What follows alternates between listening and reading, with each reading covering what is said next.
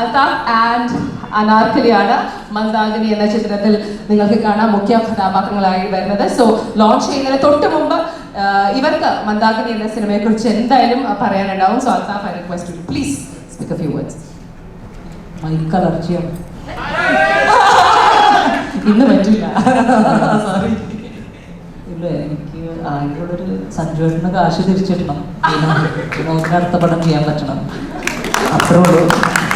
പിന്നെ അനാർക്കിനെ ഹ്യൂമർ പഠിപ്പിച്ചിട്ടുണ്ട്, അങ്ങനത്തെ പടങ്ങളായിരിക്കും ചെയ്യാൻ പോവുക. പിന്നെ വേറെ അങ്ങനെയല്ല, ബാക്കി എല്ലാവരും നന്നായിട്ട് വരട്ടെ, പടം വൃത്തിയായിട്ട് വന്നിട്ടുണ്ടല്ലോ. ഒരു സംവിധായകൻ കൂടെയാണല്ലോ അൽതാഫ്. ബിക്കോസ് ഈ സിനിമയിൽ ഏറ്റവും കൂടുതൽ നടന്മാരെക്കാട്ടും കൂടുതൽ സംവിധായകരാണ്. അതെന്താണെന്ന് എനിക്കൊരു ഐഡിയ ഇല്ല, അതെന്താണ് കാരണം ഞാൻ അവിടുത്തെ ചോദിക്കാം. പക്ഷെ നിങ്ങളുടെ എല്ലാവരുടെയും ഒരു ഇൻപുട്ടും ഒരു സഹായവും ഇതിൽ വന്നിട്ടുണ്ടാവും എന്ന് തോന്നുന്നു. പിന്നെ ഒരു ഔട്ട് ആൻഡ് ഔട്ട് കോമഡി ചിത്രമാണ്, ഫൺ ഹ്യൂമർ ചിത്രമാണ്, അങ്ങനെ തന്നെ പറയില്ലേ അൽതാഫ് അല്ലേ? പക്ഷെ ഇയാൾ ലൈഫ് ഇത്രയും സീരിയസ് ആണോ ഇങ്ങനെ? മൈക്ക് അലർജി കുറച്ച് അങ്ങനെ, പക്ഷെ അങ്ങനെ തന്നെ ഇരിക്കട്ടെ. ബിക്കോസ് ഈ വലിയ വലിയ മഹാനടന്മാരും നടിമാരും അങ്ങനെയാണല്ലേ ജീവിതത്തിൽ, ഇങ്ങനെ നമ്മുടെ ചെറുച്ചേട്ടനൊക്കെ അല്ലെ, സ്ക്രീനിൽ വരുമ്പോൾ നമ്മളെ ചിരിപ്പിച്ച് കൊണ്ടാടക്കും. Anarkali, so lovely to see you ഈ ഒരു ചിത്രത്തിൽ, ഈ ഒരു പരിവേഷത്തിൽ. എങ്ങനെയുണ്ടായിരുന്നു മന്ദാകിനി എന്ന ചിത്രത്തിന്റെ യാത്ര? And tell me what you feel about it.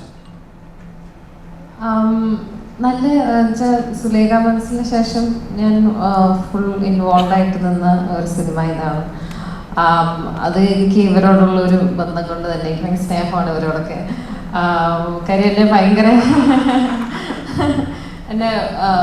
ഭയങ്കര നന്നായിട്ടാണ് ട്രീറ്റ് ചെയ്തതും കൺസിഡർ ചെയ്തതും ഒക്കെ.